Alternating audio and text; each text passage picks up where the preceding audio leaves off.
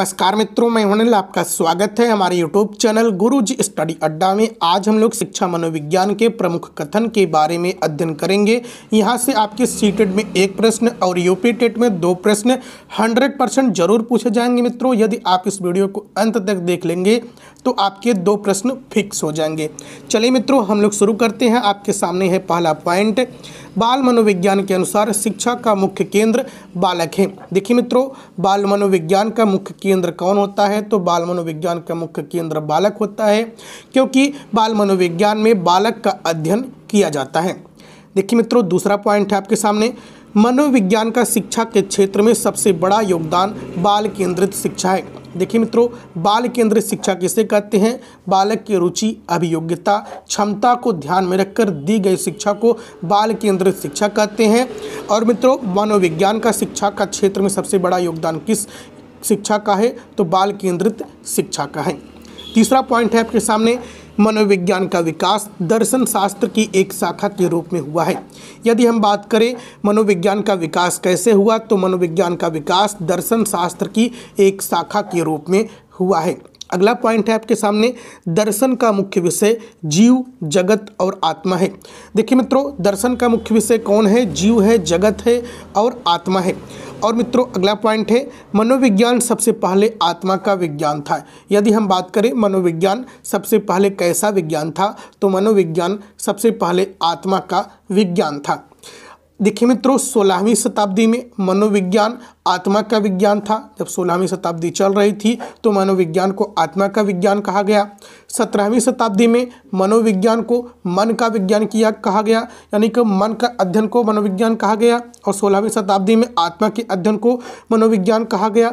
और मित्रों, अब देखिए 18वीं शताब्दी में मनोविज्ञान का बंजर क्षेत्र कहते हैं, क्योंकि मित्रों 18वीं शताब्दी में मनोविज्ञान के संदर्भ में कोई नए खोज नहीं हुए, इसलिए 18वीं शताब्दी को मनोविज्ञान का बंजर क्षेत्र कहते रहे हैं। दूसरा पॉइंट है, 18वीं शताब्दी को मनोविज्ञान का ऊसर क्षेत्र, उर्वर क्षेत्र कहा जाता है, क्योंकि 18वीं शताब्दी में ही मनोविज्ञान के संबंध में न तो कोई नए खोज हुए, न ही कोई नई थ्योरी आई, इसलिए 18वीं शताब्दी को मनोविज्ञान का ऊसर क्षेत्र, उर्वर क्षेत्र, बंजर क्षेत्र कहा जाता है। अगला पॉइंट है, 19वीं शताब्दी में मनोविज्ञान चेतना का विज्ञान हुआ। देखिए मित्रों, 19वीं शताब्दी में मनोविज्ञान में चेतना का विज्ञान हुआ, क्योंकि चेतना के बारे में तब अध्ययन किया गया। अब देखिए मित्रों, 20वीं शताब्दी में मनोविज्ञान का विकास व्यवहार के विज्ञान के रूप में हुआ। देखिए मित्रों, जो 20वीं शताब्दी चल रही है, अब मनोविज्ञान को व्यवहार का विज्ञान कहा जाता है, क्योंकि बालक के व्यवहार के अध्ययन को ही मनोविज्ञान कहते हैं। अब देखिए मित्रों, आपके सामने पहला पॉइंट है,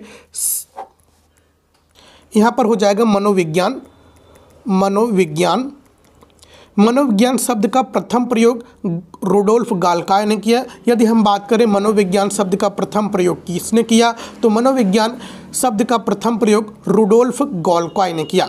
देखिए मित्रों, अगला पॉइंट है आपके सामने, अरस्तु, प्लेटो और डेकार्टे प्रमुख आदर्शवादी वैज्ञानिक हैं। यदि हम बात करें अरस्तु, प्लेटो, डेकार्टे कैसे मनोवैज्ञानिक हैं, तो अरस्तु, प्लेटो, डेकार्टे आदर्शवादी वैज्ञानिक हैं। अब देखिए मित्रों, अगला पॉइंट आपके सामने, पेस्टोलॉजी, जॉन लॉक, बर्कले प्रमुख मनवादी मनोवैज्ञानिक हैं। यदि हम बात करें पेस्टोलॉजी, जॉन लॉक, बर्कले कैसे मनोवैज्ञानिक है, तो पेस्टोलॉजी, जॉन लॉक, बर्कले प्रमुख रूप से मनवादी मनोवैज्ञानिक हैं।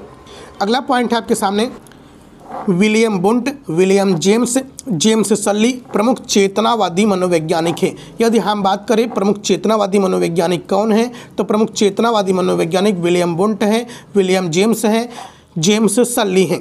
यह चेतनावादी मनोवैज्ञानिक हैं। अगला पॉइंट है आपके सामने, वुडवर्थ, पावलोव, स्किनर, वाटसन प्रमुख व्यवहारवादी मनोवैज्ञानिक है। देखिए मित्रों, व्यवहारवादी मनोवैज्ञानिक कौन है, तो प्रमुख रूप से व्यवहारवादी मनोवैज्ञानिक वाटसन है। यदि व्यवहारवाद शब्द आया तो अधिकतर 90% सही हो जाता है कि वाटसन व्यवहारवादी मनोवैज्ञानिक हैं। और देखिए मित्रों, स्किनर, पावलोव और वुडवर्थ ये सभी क्या है? व्यवहारवादी मनोवैज्ञानिक हैं। देखिए मित्रों, व्यवहारवाद का जनक किसे कहते हैं, तो व्यवहारवाद का जनक वाटसन को कहते हैं। जहाँ पर व्यवहारवाद शब्द देखिए तो अधिकतर वाटसन के यदि नाम है तो वह प्रश्न सही हो जाता है, क्योंकि दोस्तों व्यवहारवाद का जनक वाटसन महोदय हैं, 90% ऐसा होता है। अगला पॉइंट है आपके सामने, शिक्षा मनोविज्ञान शब्द की उत्पत्ति 19वीं शताब्दी में हुई। यदि हम बात करें शिक्षा मनोविज्ञान शब्द की उत्पत्ति कब हुई, तो 19वीं शताब्दी में हुई। देखिए मित्रों, यहाँ पर है थार्नडाइक। थार्नडाइक को शिक्षा मनोविज्ञान का जनक कहते हैं। यदि हम बात करें किसको शिक्षा मनोविज्ञान का जनक कहते हैं, तो थार्नडाइक को शिक्षा मनोविज्ञान का जनक कहते हैं। देखिए मित्रों, यदि हम बात करें मनोविज्ञान शब्द का प्रथम प्रयोग किसने किया, तो रुडोल्फ गाल्काय ने किया। यदि हम बात करें शिक्षा मनोविज्ञान शब्द का जनक किसे कहते हैं, तो थार्नडाइक को कहते हैं। यहाँ पर शिक्षा शब्द आगे जोड़ जाएगा। शिक्षा मनोविज्ञान का जनक किसे कहते हैं, तो थार्नडाइक को कहते हैं। और शिक्षा मनोविज्ञान शब्द का जनक किसे कहते हैं, तो मनोविज्ञान शब्द का जनक रुडोल्फ गाल्काय को कहते हैं और शिक्षा मनोविज्ञान के जनक थार्नडाइक को कहते हैं। अगला पॉइंट है आपके सामने, विलियम जेम्स को अमेरिकन मनोविज्ञान का जनक कहते हैं। विलियम जेम्स को अमेरिकन मनोविज्ञान का जनक कहते हैं। अगला पॉइंट है, स्टैनले हॉल को किशोर मनोविज्ञान का जनक कहते हैं। यदि हम बात करें किशोर मनोविज्ञान का जनक किसे कहते हैं, तो किशोर मनोविज्ञान का जनक स्टैनले हॉल को कहते हैं। यदि हम बात करें अमेरिकन मनोविज्ञान का जनक किसे कहते हैं, तो अमेरिकन मनोविज्ञान का जनक विलियम जेम्स को कहते हैं। अगला पॉइंट है आपके सामने, व्यक्तित्व मूलक मनोविज्ञान के जनक जीन पियाजे हैं। यदि हम बात करें व्यक्तित्व मूलक मनोविज्ञान के जनक कौन है, तो व्यक्तित्व मूलक मनोविज्ञान के जनक जीन पियाजे हैं। अगला पॉइंट है आपके सामने, यहाँ पर है थार्नडाइक हो जाएगा। थार्नडाइक को प्रथम शैक्षिक मनोवैज्ञानिक कहते हैं। थार्नडाइक को प्रथम शैक्षिक मनोवैज्ञानिक कहते हैं। प्रथम शैक्षिक मनोवैज्ञानिक किसे कहते हैं, तो थार्नडाइक को कहते हैं। अब हम देखते हैं, अगला प्रश्न है, द आउटलाइन ऑफ साइकोलॉजी पुस्तक के रचनाकार मैकडूगल है। यदि हम बात करें द आउटलाइन ऑफ साइकोलॉजी पुस्तक के रचनाकार कौन है, मैकडूगल हैं। अगला पॉइंट है आपके सामने, वाटसन ने मनोविज्ञान में मन और चेतना दोनों को निरर्थक शब्द कहा है। यदि हम बात करें मनोविज्ञान में मन और चेतना दोनों को निरर्थक शब्द किसने कहा है, तो वाटसन ने कहा है। अगला पॉइंट आपके सामने, मैकडूगल ने चेतना को बुरा स्वप्न कहा है। चेतना को बुरा स्वप्न किसने कहा है, तो मैकडूगल ने चेतना को बुरा स्वप्न कहा है। अगला पॉइंट आपके सामने, जर्मनी का लिपजिंग विश्वविद्यालय वर्तमान में कार्ल मार्क्स विश्वविद्यालय के नाम से जाना जाता है। यदि प्रश्न करें वर्तमान में कार्ल मार्क्स विश्वविद्यालय के नाम से कौन जाना जाता है, तो वर्तमान में कार्ल मार्क्स नामक विश्वविद्यालय जर्मनी का लिपजिंग विश्वविद्यालय जाना जाता है। अगला प्रश्न आपके सामने, 1879 ईस्वी में जर्मनी के लिपजिंग शहर में विलियम वुंड ने प्रथम मनोवैज्ञानिक प्रयोगशाला की स्थापना की। यदि आपके सामने प्रश्न बन रहा है प्रथम मनोवैज्ञानिक प्रयोगशाला की स्थापना किसने की, तो प्रथम मनोवैज्ञानिक प्रयोगशाला की स्थापना विलियम वुंड ने की। कहाँ की, जर्मनी के लिपजिंग शहर में की। कब की, तो 1879 ईस्वी में की। अब देखिए मित्रों, अगला पॉइंट है आपके सामने, स्टैनले हॉल को बाल मनोविज्ञान का अन्वेषक कहते हैं। स्टैनले हॉल को बाल मनोविज्ञान का अन्वेषक कहते हैं। बाल मनोविज्ञान का अन्वेषक किसे कहते हैं, तो स्टैनले हॉल को कहते हैं। अगला पॉइंट है आपके सामने, आधुनिक मनोविज्ञान का अर्थ व्यवहार का विज्ञान है। देखिए मित्रों, वर्तमान में मनोविज्ञान का अर्थ क्या है, व्यवहार का विज्ञान है। व्यवहार के अध्ययन को ही मनोविज्ञान कहते हैं, या वर्तमान समय की परिभाषा है। अगला पॉइंट आपके सामने, स्किनर ने मनोविज्ञान को शिक्षा का आधारभूत विज्ञान कहा है। शिक्षा का आधारभूत विज्ञान किसने कहा है, तो शिक्षा का आधारभूत विज्ञान स्किनर ने मनोविज्ञान को कहा है। अब देखिए मित्रों, अगला पॉइंट है आपके सामने, मौलिक व्यवहारवाद के जनक स्किनर है। मौलिक व्यवहारवाद के जनक कौन है, तो मौलिक व्यवहारवाद के जनक स्किनर है। अगला पॉइंट है, शिक्षा नियामक विज्ञान है। शिक्षा कैसा विज्ञान है, तो शिक्षा नियामक विज्ञान है। अगला पॉइंट है आपके सामने, विकासात्मक मनोविज्ञान में जीवन का अध्ययन प्रसव पूर्व अवस्था से मृत्यु पर्यंत तक किया जाता है। यदि हम बात करें विकासात्मक मनोविज्ञान में जीवन का अध्ययन कब से कब किया जाता है, तो प्रसव पूर्व अवस्था से मृत्यु पर्यंत तक किया जाता है। यानी कि मित्रों, जायगोट से लेकर मृत्यु पर्यंत तक किया जाता है।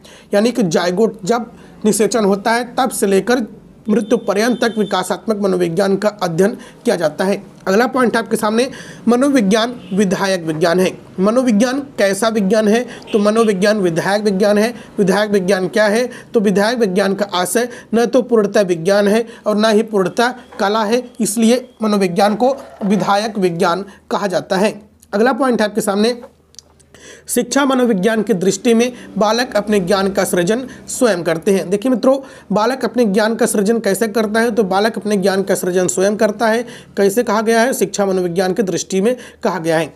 अगला पॉइंट है, मनोविज्ञान की प्रकृति वैज्ञानिक है। मनोविज्ञान की प्रकृति कैसी है, तो मनोविज्ञान की प्रकृति वैज्ञानिक है। अगला पॉइंट है आपके सामने, मनोविज्ञान व्यवहार का विशुद्ध विज्ञान है, किसने कहा है? तो वुडवर्थ ने कहा है कि मनोविज्ञान व्यवहार का विशुद्ध विज्ञान है। अगला पॉइंट है, शिक्षा मनोविज्ञान में निरीक्षण विधि का सर्वाधिक प्रयोग होता है। शिक्षा मनोविज्ञान में किस विधि का सर्वाधिक प्रयोग होता है? तो निरीक्षण विधि का सर्वाधिक प्रयोग होता है। अगला पॉइंट आपके सामने, शिक्षा मनोविज्ञान की परिधि में 3 शैक्षिक स्तंभ है। शिक्षा मनोविज्ञान की परिधि में 3 शैक्षिक स्तंभ कौन है? शिक्षक है, शिक्षार्थी है और पाठ्यक्रम है। देखिए मित्रों, शिक्षक व शिक्षार्थी और पाठ्यक्रम, इसको त्रिध्रुवी प्रक्रिया भी कहा जाता है, क्योंकि मित्रों जो शिक्षक होता है वह शिक्षार्थी को पढ़ाता है, किसके माध्यम से पढ़ाता है? पाठ्यक्रम के माध्यम से पढ़ाता है। जो शिक्षार्थी है, शिक्षार्थी किससे पढ़ता है? शिक्षक से पढ़ता है। उसके लिए अंतःक्रिया का साधन कौन है? तो पाठ्यक्रम है। तो तीनों एक दूसरे के पूरक है, तीनों त्रिध्रुवी प्रक्रिया है। अब देखिए मित्रों, अगला पॉइंट है आपके सामने, शिक्षा मनोविज्ञान शैक्षिक मनोविज्ञान का एक व्यवस्थित अध्ययन है, किसने कहा है? तो स्टीफन ने कहा है कि शिक्षा मनोविज्ञान जो है शैक्षिक मनोविज्ञान का एक व्यवस्थित अध्ययन है। व्यवस्थित अध्ययन कौन है? शिक्षा मनोविज्ञान शैक्षिक मनोविज्ञान का एक व्यवस्थित अध्ययन है, किसने कहा है? तो स्टीफन ने कहा है। अगला प्रश्न है आपके सामने, रिपब्लिक नामक पुस्तक के रचनाकार प्लेटो हैं। रिपब्लिक नामक पुस्तक के रचनाकार कौन है? तो प्लेटो है। अगला पॉइंट है, एमिल एंड एजुकेशन के रचनाकार कौन है? तो एमिल एंड एजुकेशन के रचनाकार रूसो है। अगला पॉइंट है आपके सामने, स्कूल एंड सोसाइटी के रचनाकार जॉन डेवी हैं। यदि प्रश्न करता है स्कूल एंड सोसाइटी के रचनाकार कौन है? तो जॉन डेवी हैं। अगला प्रश्न है आपके सामने, बच्चे दुनिया के बारे में अपने ज्ञान का सृजन स्वयं करते हैं, किसने कहा है? तो जीन पियाजे ने कहा है कि बच्चे दुनिया के बारे में अपने ज्ञान का सृजन स्वयं करते हैं। यहाँ पर सृजन मित्रों ऐसे लिखा जाएगा। अगला पॉइंट है आपके सामने, बाल मनोविज्ञान के क्षेत्र गर्भावस्था से किशोरावस्था की विशेषताओं का अध्ययन है। बाल मनोविज्ञान का क्षेत्र कब से कब तक है? तो गर्भावस्था से किशोरावस्था की विशेषताओं का अध्ययन बाल मनोविज्ञान कहलाता है। देखिए मित्रों, बाल मनोविज्ञान का सर्वोत्तम कथन क्या है? प्रत्येक बालक विशिष्ट होता है। प्रत्येक बालक विशिष्ट होता है, यह बाल मनोविज्ञान का सर्वोत्तम कथन है। अगला पॉइंट है आपके सामने, स्वस्थ शरीर में स्वस्थ मस्तिष्क का निर्माण करना है, शिक्षा है, किसने कहा है? अरस्तु ने कहा है कि स्वस्थ शरीर में स्वस्थ मस्तिष्क का निर्माण करना ही शिक्षा है। अगला पॉइंट है, शिक्षार्थी, शिक्षण प्रक्रिया, शिक्षण दशाएं शिक्षा मनोविज्ञान के प्रमुख क्षेत्र हैं। शिक्षा मनोविज्ञान के प्रमुख क्षेत्र कौन है? शिक्षार्थी है, शिक्षण प्रक्रिया है और शिक्षण दशाएं हैं। अगला पॉइंट है आपके सामने, मानव व्यवहार का शैक्षिक परिस्थिति में अध्ययन शिक्षा मनोविज्ञान है। देखिए मित्रों, अगला पॉइंट है, मनोविज्ञान की उचित विषय वस्तु व्यवहार है। व्यवहार में मनोविज्ञान में किसका अध्ययन किया जाता है? तो व्यवहार का अध्ययन किया जाता है, इसलिए मनोविज्ञान की उचित विषय वस्तु क्या है? उचित विषय वस्तु व्यवहार है। देखिए मित्रों, एडम्स ने शिक्षा को द्विध्रुवीय प्रक्रिया कहा है। एडम्स ने शिक्षा को कौन सी प्रक्रिया कहा है? तो द्विध्रुवीय प्रक्रिया कहा है। द्विध्रुवीय प्रक्रिया में कौन कौन आते हैं? तो द्विध्रुवीय प्रक्रिया में शिक्षक आते हैं और दोस्तों आपका विद्यार्थी आता है। यह शिक्षा मनोविज्ञान का द्विध्रुवीय प्रक्रिया है, दोनों के बीच अंतःक्रिया होती है, इसे ही एडम्स ने शिक्षा को द्विध्रुवीय प्रक्रिया कहा है। और दोस्तों जॉन डेवी ने शिक्षा को त्रिध्रुवीय प्रक्रिया कहा है। तो त्रिध्रुवीय में कौन कौन आते हैं? आपके शिक्षक आते हैं और दोस्तों विद्यार्थी आता है और दोस्तों विद्यार्थी के साथ साथ कौन आता है? आपका पाठ्यक्रम आता है। इन्हीं तीनों के मध्य यह चलता है। तो शिक्षा मनोविज्ञान में जो त्रिध्रुवीय प्रक्रिया कौन है? तो त्रिध्रुवीय प्रक्रिया है, शिक्षक है, विद्यार्थी है, पाठ्यक्रम है। तो किसने कहा है? तो जॉन डेवी ने कहा है। और देखिए मित्रों, अगला कथन है, सा विद्या या विमुक्ते, किसने कहा है? तो सा विद्या या विमुक्ते शंकराचार्य ने कहा है। देखिए मित्रों, अगला पॉइंट है आपके सामने, व्यक्ति की अंतर्निहित पूर्णता की बाह्य अभिव्यक्ति ही शिक्षा है, किसने कहा है? स्वामी विवेकानंद जी ने कहा है कि व्यक्ति की अंतर्निहित पूर्णता की बाह्य अभिव्यक्ति ही शिक्षा है। अगला कथन है, सर्वोत्तम कथन है, महत्वपूर्ण कथन है, शिक्षा नियंत्रित वातावरण में मानव विकास की प्रक्रिया है, किसने कहा है? तो ट्रो ने कहा है। ट्रो ने कहा है कि शिक्षा नियंत्रित वातावरण में मानव विकास की प्रक्रिया है। अगला पॉइंट आपके सामने, जिसके द्वारा बालक अपनी संपूर्ण शक्तियों का विकास करता है वह शिक्षा है, किसने कहा है? तो फ्रोबेल ने कहा है कि जिसके द्वारा बालक अपनी संपूर्ण शक्तियों का विकास करता है वह शिक्षा है। अगला पॉइंट है आपके सामने, शिक्षा से मेरा तात्पर्य, दोस्तों यहाँ पर शिक्षा हो जाएगा, शिक्षा से मेरा अभिप्राय बालक या व्यक्ति का शारीरिक, मानसिक या आत्मा का सर्वांगीण एवं सर्वोत्तम विकास है। तो किसने कहा है? महात्मा गांधी ने कहा है। कभी कभी दोस्तों एम के गांधी करके दे देता है। अब देखिए मित्रों, एम.के. गांधी का मतलब मोहनदास करमचंद गांधी होता है दोस्तों, जो गांधी जी का पूरा नाम है। तो दोस्तों महात्मा गांधी ने क्या कहा है, शिक्षा से मेरा अभिप्राय बालक या व्यक्ति का शारीरिक, मानसिक या आत्मा का सर्वांगीण एवं सर्वोत्तम विकास से है। अगला पॉइंट है आपके सामने, मनोविज्ञान मानव विज्ञान और मानव संबंधों का अध्ययन है। किसने कहा है, क्रो एंड क्रो ने कहा है कि मनोविज्ञान मानव विज्ञान और मानव संबंधों का अध्ययन है। अब देखिए मित्रों, अगला पॉइंट है आपके सामने, मनोविज्ञान का संबंध प्रत्यक्ष मानव व्यवहार से है। किसने कहा है, तो गैरिसन ने कहा है। गैरिसन ने क्या कहा है, मनोविज्ञान का संबंध प्रत्यक्ष मानव व्यवहार से है। अगला पॉइंट है, मनोविज्ञान व्यवहार का निश्चित विज्ञान है। तो किसने कहा है, वाटसन ने कहा है कि मनोविज्ञान व्यवहार का निश्चित विज्ञान है। अगला पॉइंट है आपके सामने, मनोविज्ञान जीवित वस्तुओं के व्यवहार का विज्ञान है। किसने कहा है, मैकडूगल ने कहा है कि मनोविज्ञान जीवित वस्तुओं के व्यवहार का विज्ञान है। अगला पॉइंट है आपके सामने, मनोविज्ञान का संबंध वैज्ञानिक खोज से है। किसने कहा है, तो मन ने कहा है कि मनोविज्ञान का संबंध व्यवहार की वैज्ञानिक खोज से है। अगला पॉइंट है आपके सामने, मनोविज्ञान के प्रमुख क्षेत्र कौन कौन से हैं, तो मनोविज्ञान का प्रमुख क्षेत्र है सामान्य मनोविज्ञान, असामान्य मनोविज्ञान, बाल मनोविज्ञान, वैयक्तिक मनोविज्ञान, समाज मनोविज्ञान, पशु मनोविज्ञान, प्रयोगात्मक मनोविज्ञान, विश्लेषणात्मक मनोविज्ञान, उत्पत्ति मूलक मनोविज्ञान, शरीर मनोविज्ञान, किशोर मनोविज्ञान, प्रौढ़ मनोविज्ञान या मनोविज्ञान के प्रमुख क्षेत्र हैं। अब देखिए दोस्तों, मन का सबसे बड़ा भाग अचेतन मन होता है। मन का सबसे बड़ा भाग कौन होता है, तो अचेतन मन होता है, जो कि मस्तिष्क का 90% होता है अचेतन मन। देखिए मित्रों, अगला पॉइंट है आपके सामने, साइकोलॉजी ग्रीक भाषा का रूपांतरित शब्द है। जो साइकोलॉजी है यह ग्रीक भाषा का रूपांतरित शब्द है। अगला पॉइंट है, शिक्षा शब्द की उत्पत्ति संस्कृत के शिक्ष धातु से हुई है, जिसका शाब्दिक अर्थ होता है सीखना या सिखाना। सीखना या सिखाना, शिक्षा शब्द की उत्पत्ति संस्कृत के शिक्ष धातु से हुई है, जिसका अर्थ क्या होता है, सीखना या सिखाना। अगला पॉइंट है, विकास एक सतत और धीमी प्रक्रिया है। किसने कहा है, तो स्किनर ने कहा है कि विकास एक सतत और धीमी प्रक्रिया है। अगला पॉइंट है, 1907 ईस्वी में जो अति महत्वपूर्ण है, 1907 ईस्वी में मैडम मारिया मॉन्टेसरी ने अपने प्रथम विश्वविद्यालय की स्थापना किया था, जिसका नाम था बच्चों का घर। बच्चों के घर के नाम से प्रथम विद्यालय की स्थापना किसने की, तो मैडम मारिया मॉन्टेसरी ने की। कब की, तो 1907 ईस्वी में की। देखिए मित्रों, अगला पॉइंट है, बालक एक शरीर है जो बढ़ता है, एक आत्मा है जो विकसित होती है। किसने कहा है, महर्षि अरविंद ने कहा है। महर्षि अरविंद ने क्या कहा है, बालक एक शरीर है जो बढ़ता है, एक आत्मा है जो विकसित होती है। अगला पॉइंट है, चिंतन अव्यक्त वाणी है। किसने कहा है, वाटसन ने कहा है कि चिंतन अव्यक्त वाणी है। देखिए मित्रों, जब व्यक्ति चिंतन करता है तो अपने मन में ही बात करता है, वह बाहर जागृत नहीं करता है, तो चिंतन अव्यक्त वाणी है। किसने कहा है, वाटसन ने कहा है कि चिंतन अव्यक्त वाणी है। अगला पॉइंट है, चिंतन की कच्ची सामग्री प्रतीक है। तो चिंतन का कच्ची सामग्री प्रतीक है, क्या है कच्ची सामग्री। देखिए मित्रों, जब हम किसी भी विषय वस्तु के बारे में चिंतन करते हैं तो अपने मस्तिष्क में एक ऐसा प्रतिबिंब बनाते हैं, उस विषय वस्तु के प्रति कुछ अपने मन में धारणा बनाते हैं, प्रतीक बनाते हैं, अपने मन में प्रतिबिंब बनाते हैं। तो इसी प्रतिबिंब, इसी धारणा को चिंतन की कच्ची सामग्री कहते हैं। अगला पॉइंट है, अंतिम पॉइंट है, अनुबंधन का पिता किसे कहते हैं, तो अनुबंधन का पिता पावलोव को कहते हैं। पावलोव ने अपना प्रयोग किस पर किया था, तो पावलोव ने अपना प्रयोग कुत्ते पर किया था। तो मित्रों, चैनल पर नए हो तो चैनल को सब्सक्राइब कीजिएगा, बेल आइकन प्रेस कीजिएगा, वीडियो को लाइक कीजिएगा, अपने हर एक ग्रुप में शेयर कीजिएगा। जय हिंद, जय भारत।